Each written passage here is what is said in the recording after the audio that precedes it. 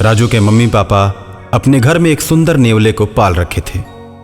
राजू हमेशा नेवले के साथ खेला करता था और नेवला भी राजू का बहुत ही अच्छा दोस्त बन गया था। राजू घर से बाहर जाता तो नेवला भी उसके साथ चला जाता था।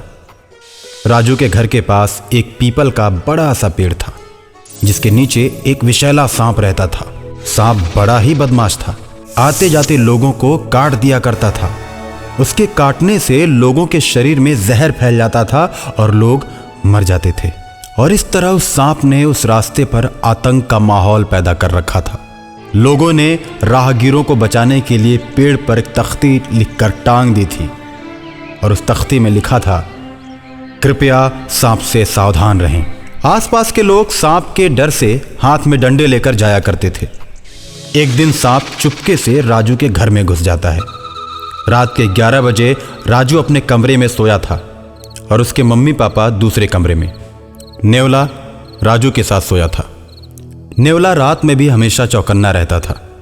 सांप राजू के कमरे में घुस जाता है और जैसे ही राजू को काटने की कोशिश करता है, नेवला सांप की गर्दन को पकड़ लेता है।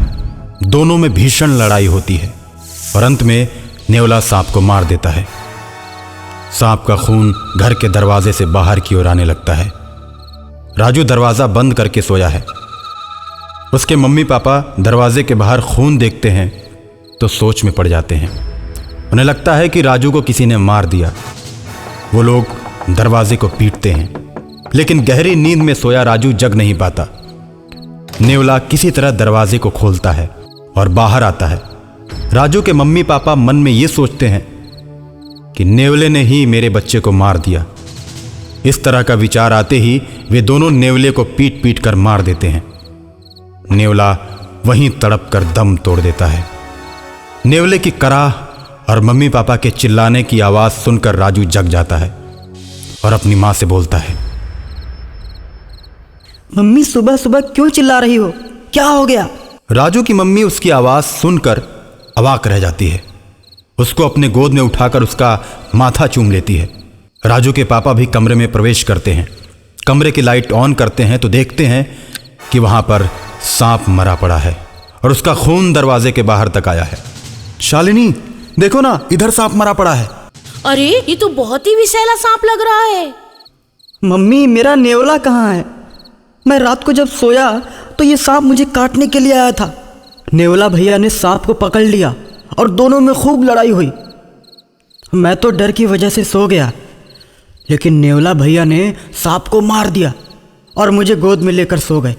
राजू की बात को सुनकर उसके मम्मी पापा दंग रह जाते हैं और मन में सोचते हैं कि हम लोगों ने बहुत बड़ी गलती कर दी। जिसने मेरे बच्चे की जान बचाई, हमने उसी की हत्या कर दी। और मरे हुए नेवले को देखकर राजू रोने लगता है। किसने मारा मेरे दोस्त नेवले को? किसने मारा? राजू के मम्मी पापा उसकी बातों का कोई जवाब नहीं देते और अंदर ही अंदर अपने किए पर पछताते रहते हैं। ऐसे ही कई दिन बीत जाते हैं। राजू हमेशा नेवले के बारे में सोचता रहता है। रास्ते में अक्सर ही दोस्तों से अपने नेवले के बारे में बात किया करता था। अकाल मृत्यु के चलते नेवला और सांप दोनों प्रेत आत्माएं बन जाते हैं। नेवले की आत्मा हमेशा राजू के इर्द गिर्द घूमती रहती है और एक दिन रात को राजू के पास नेवले की आत्मा प्रकट होती है और राजू से कहती है, तुम्हारे मम्मी पापा ने मुझे पीट पीट कर मार डाला। इस बात का मुझे बड़ा ही दुख है। मेरी आत्मा भटकती रहती है। सांप भी अकाल मृत्यु के चलते भूत बन गया है। वो तुम पर हमला कर सकता है, लेकिन तुम मेरे अच्छे दोस्त हो, इसलिए मैं उससे तुमको बचाने के लिए हमेशा तुम्हारे साथ ही रहता हूं। राजू नेवले की आत्मा से प्रेम करने लगता है और नेवले की बात सुनकर मम्मी पापा से रूठ जाता है। जब उसे मनाने की कोशिश वो दोनों करते हैं और तरह तरह के खिलौने राजू को लाकर देते हैं। मेरे दोस्त नेवले को तुम दोनों ने पीट पीट कर मार डाला। तुम दोनों गंदे मम्मी पापा हो। अब मैं किसी से दोस्ती नहीं करूंगा। तुम मेरे दोस्तों को भी पीट पीट कर मार डालोगे। तुम हमें अकेले देखना पसंद करते हो, मेरे दोस्तों को बिल्कुल पसंद नहीं करते, इसलिए मैं भी तुम लोगों को पसंद नहीं करूंगा। जाओ, मैं तुम लोगों से बात नहीं करता। नहीं राजू, खून देखकर हमने सोचा कि नेवले ने तुम्हें मार दिया है। इस भूल में हमने गलती कर दी। नहीं राजू, मम्मी पापा को ऐसा नहीं बोलते। मैं भी जानता हूं कि तुम्हारे मम्मी पापा ने बचपन से मुझे अपने बच्चे की तरह रखा था। अनजाने में मैं मारा गया। मेरी आत्मा हमेशा तुम लोगों के साथ रहेगी। जब भी तुम्हारे ऊपर संकट आएगा, मैं तुम लोगों की मदद करता रहूंगा। और अचानक एक दिन सांप का भूत राजू को मारने के लिए आता है।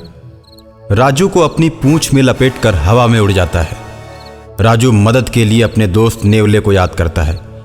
सांप जैसे ही राजू को ऊपर ले जाकर पटकना चाहता है, नेवला वहां पहुंच जाता है और राजू को सांप के चंगुल से छुड़ा लेता है। सांप नेवले पर टूट पड़ता है।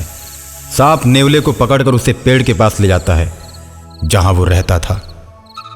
अब तो मेरा जहर और भी तेज हो गया है। देखता हो मेरे जहर से तुम लोगों को कैसे बचाते हो। इतना कहकर सांप गायब हो जाता है और बहुत से लोगों को काटकर उन्हें मौत के घाट उतार देता है। लोगों को परेशान देखकर एक तांत्रिक बाबा आते हैं और कहते हैं, एक सांप भूत बन चुका है, वही लोगों को मार रहा है। बाबा, हमें उस सांप के प्रकोप से बचाइए, नहीं तो वो हम सबको मार देगा। तुम लोग परेशान मत हो। ऐसा कहकर तांत्रिक बाबा बीन बजाने लगते हैं। बीन की आवाज सुनते ही सांप की आत्मा मदमस्त होकर तांत्रिक बाबा के पास चली आती है और तांत्रिक बाबा बोतल का ढक्कन खोलकर सदा के लिए उसकी आत्मा को उसी में कैद कर लेते हैं और शहर को सदा के लिए सांप के भय से मुक्त कर देते हैं।